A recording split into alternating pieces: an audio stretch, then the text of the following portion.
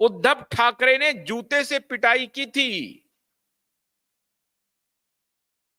और वो पिटाई की तस्वीर मैं आपको पहले दिखा चुका हूं। वो किस मुंह से ये व्यक्ति केंद्रीय गृह मंत्री से मुलाकात का वक्त मांग रहा है।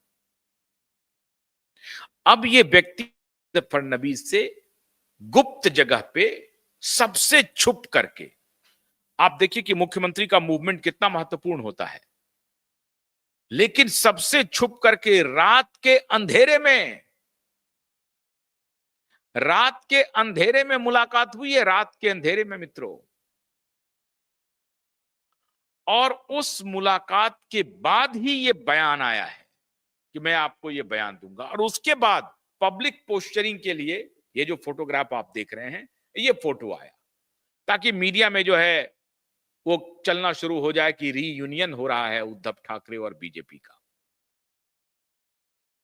असल कहानी मैं बताता हूं।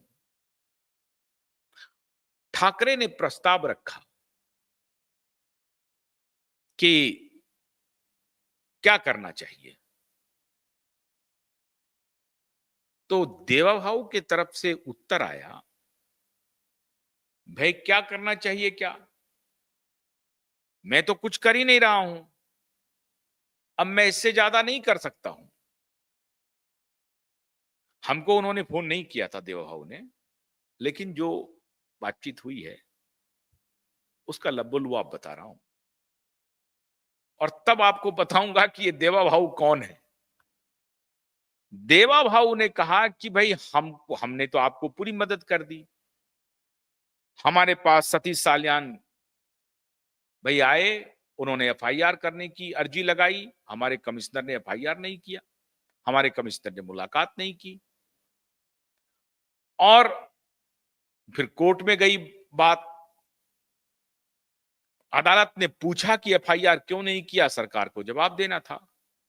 हमने एक पीआई को भेज दिया, पुलिस इंस्पेक्टर को, लेवल के अधिकारी को भेज दिया, हमारे चीफ सेक्रेटरी ने रिप्लाई नहीं दिया, हमारे कमिश्नर ने नहीं दिया, हमारे एडिशनल सेक्रेटरी ने रिप्लाई नहीं दिया, उन्होंने रिप्लाई फाइल कर दिया।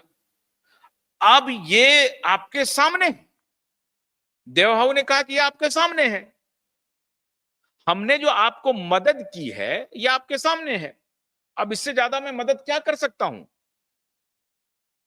मैं सतीश साल्यान को तो कुछ नहीं कह सकता जाकर के,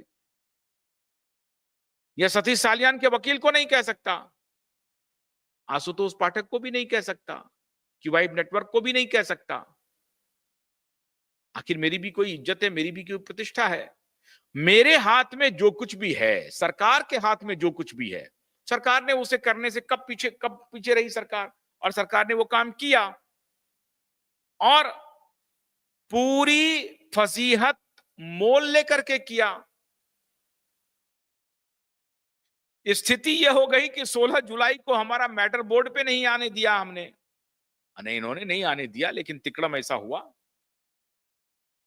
2 जुलाई को हमको फटकार लगी, 2 जुलाई को कहा कि 2 सप्ताह के अंदर रिप्लाई फाइल करो, हमने रिप्लाई ही नहीं फाइल किया, क्योंकि मैटर कोर्ट पे आया ही नहीं, हमने रिप्लाई नहीं फाइल किया। अब मैं इससे ज्यादा मदद क्या कर सकता हूं। सतीश साल्यान आए, दिशा के पिता, हमने एफआईआर दर्ज नहीं किया, पूरी मीडिया चिल्लाती रही, सब कुछ कहती रही, हमने एफआईआर दर्ज नहीं किया। पीआईएल 2023 में लगा, उसके बाद भी हमने एफआईआर नहीं किया।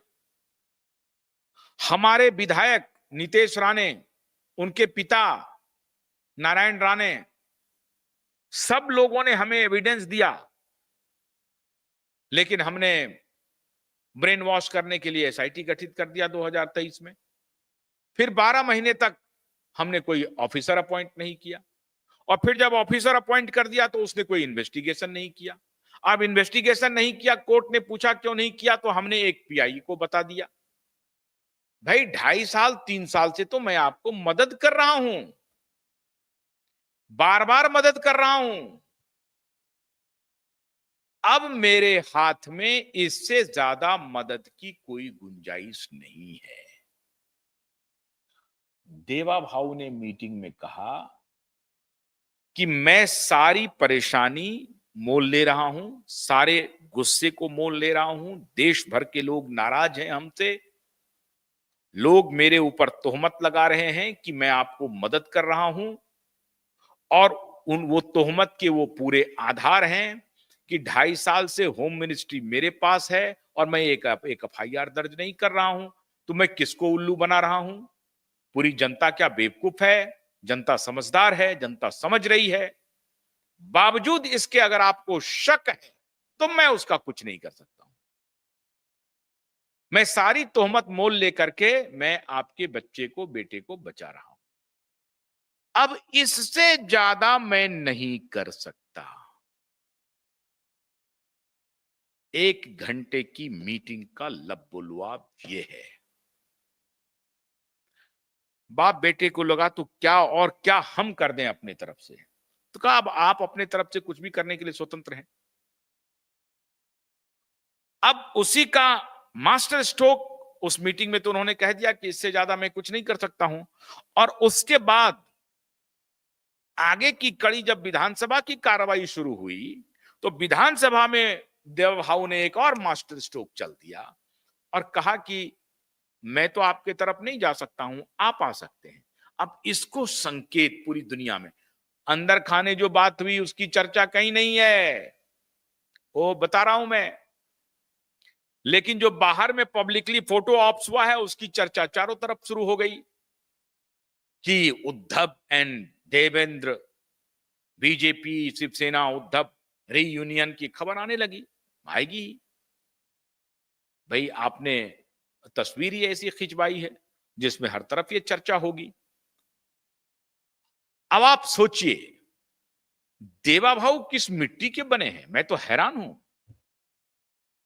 मैं नाराज तो होता हूं, लेकिन अब मैं जरा बारीकी से इनके मूव को समझ रहा हूं। अजित पवार को शरद पवार जैसी पार्टी, शरद पवार की एनसीपी, शरद पवार को दंभ था महाराष्ट्र में बड़े योद्धा, बड़े नेता होने का, उनकी पार्टी को तोड़ दिया देवा भाऊ ने और भतीजे और चाचा में लड़ाई लगवा दी। यह शुद्ध और शुद्ध देवा भाऊ की कोशिश थी, कह लें आप उसे, या चाल कह लें। शरद पवार की पार्टी को तोड़ दिया।